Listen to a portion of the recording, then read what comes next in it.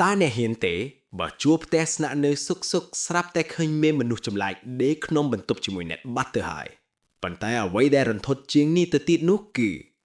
អ្វីដែលលាក់ខ្លួននៅក្រោមបាតដីនៃផ្ទះមួយនេះវាមិនមែនជាមនុស្សទេរឿងរ៉ាវចាប់ផ្ដើមឡើងនៅយប់ដ៏ជក់ជក់មួយក្នុងទីក្រុង Detroit Tess យុវតីម្នាក់បានធ្វើដំណើរមកទីនេះដើម្បីសម្ភាសន៍ការងារ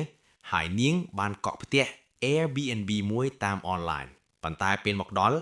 នាងស្រាប់តែឃើញថាមានបុរសម្នាក់ឈ្មោះ Keith ក៏កំពុងស្នាក់នៅទីនោះដែរមានការភ័ន្តច្រឡំក្នុងការកក់ double booked ទោះបីជាមានការរារែកនិងខ្លាចរអេងព្រោះជាមនុស្សចម្លែកមុខគ្នាប៉ុន្តែដោយសារមេឃភ្លៀងខ្លាំងហើយសន្តាគារជុំវិញនោះពេញអស់ Tess ក៏សម្រេចចិត្តស្នាក់នៅទីនោះមួយយប់សិន Keith មើលទៅហាក់ដូចជាមនុស្សល្អគេព្យាយាមធ្វើឲ្យនាងមានទំនុកចិត្តប៉ុន្តែបរិយាកាសក្នុងផ្ទះនោះចាប់ផ្ដើមមានភាពមិនប្រក្រតីបន្តិចម្ដងព្រឹកឡើងបន្ទាប់ពី Keith ចេញទៅក្រៅ Tess ក៏នៅផ្ទះម្នាក់ឯង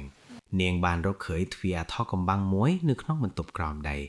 ពេលនាងចុះទៅពិនិត្យនាងបានឃើញច្រករបៀងងងឹតស្លុបដែលនាំទៅរកបន្ទប់សម្ងាត់មួយក្នុងបន្ទប់នោះមានក្រែដេកចាស់ៗកាមេរ៉ាវីដេអូនិងដបទឹកដោះគោភាពតក់ស្លុតបានកើតឡើងនៅពេល Keith ត្រឡប់មកវិញហើយពួកគេទាំងពីរបានចុះទៅមើលម្ដងទៀតរំពេចនោះ Keith ត្រូវបានអ្វីមួយយ៉ាងដេញចាប់និងសម្លាប់យ៉ាងអធិកកំបាំងក្នុងភាពងងឹតរីឯ Tess ត្រូវបានគេចាប់ឃាំងទុកសាច់រឿងបានកាត់ទៅតួអង្គម្នាក់ទៀតឈ្មោះ AJ ដែលជាម្ចាស់ផ្ទះជួលនោះគេត្រឡប់មកវិញដើម្បីពិនិត្យទ្រព្យសម្បត្តិព្រោះមានបញ្ហាច្បាប់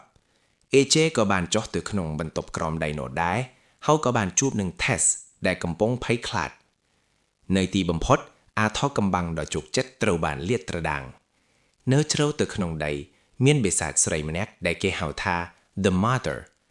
នាងគឺជាលទ្ធផលការបង្កាត់ពូជខុសធម្មជាតិនិងការរំលោភបំពានជាច្រើនទសវត្សរ៍មកហើយពីសំណាក់បុរសម្នាក់ដែលរស់នៅទីនោះកាលពីមុន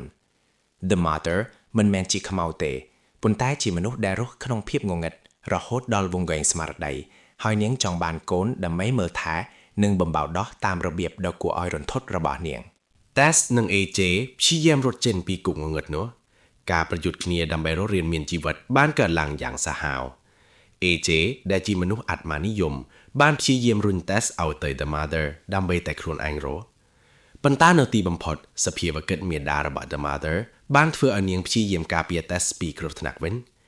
ទោះជាយ៉ាងណា Tess ដឹងថាបិសាចស្រីនេះមិនអាចរស់នៅក្នុងពិភពខាងក្រៅបានឡើយរឿងរ៉ាវបានបញ្ចប់ដោយការបានសម្លាប់បិសាចស្រីនេះនិងការរត់រួចខ្លួនរបស់ Tess ចេញពីផ្ទះមរណៈមួយនេះរឿងរ៉ាវដ៏រន្ធត់នេះបានបញ្ចប់ទៅមែនប៉ុន្តែវាបានបន្សល់ទុកនៅសំណួរដ៏ចាស់ដោតមួយទោះបីជា The Mother គឺជាបិសាចដែលកើតចេញពីការរំលោភបំពាននិងរស់នៅភាពងងឹតរាប់សិបឆ្នាំក៏ដោយប៉ុន្តែសភាវកិច្ចជាម្ដាយរបស់នាងនៅតែចង់ការពារនិងបំបីដោះកូនរបស់នាងរហូតដល់ដង្ហើមចុងក្រោយនាងសុខចិត្តស្លាប់ដើម្បីឲ្យ Tess មានជីវិតរស់នេះហើយគឺជាទឹកចិត្តម្ដាយទោះបីជាវាបង្ហាញមកក្នុងរូបភាពដ៏គួរឲ្យខ្លាចបំផុតក៏ដោយចុះសម្រាប់បងប្អូនវិញបន្ទាប់ពីមើលរឿងនេះចប់តើបងប្អូនមានអារម្មណ៍អាណិតដល់បិសាចស្រីម្នាក់នេះដែរឬទេឬក៏គិតថានាងគួរតែស្លាប់បែបនេះហើយ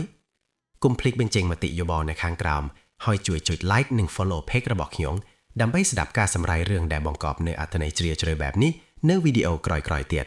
សូមអរគុណនិងជួបគ្នាម្ដងទៀត